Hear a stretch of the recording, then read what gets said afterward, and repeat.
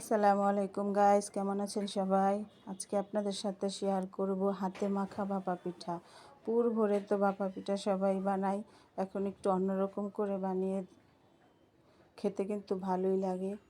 নারকেল গুড় এবং চালের গুঁড়াটা আগেই ভিজিয়ে চেলে রেখেছিলাম, সব কিছু একসাথে মিশিয়ে একটা বাটিতে দিয়ে ভাপা পিঠা শেপ করে দিয়ে দেব।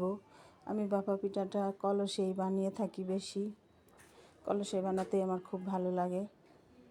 কলসের মুখটা একটা কাপড় দিয়ে বেঁধে দিয়েছি, নেট কাপড় দিয়ে। এখন পিঠাটা আমি দিয়ে দেব।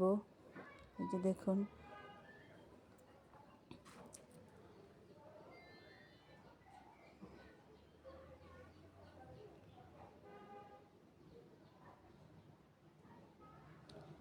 এভাবে পিঠা বানিয়ে খেতে কিন্তু ভালোই লাগে। পুর ভরা পিঠা তো সবসময় খাই, মাঝে মাঝে একটু অন্যরকম কিছু করতে ভালোই লাগে।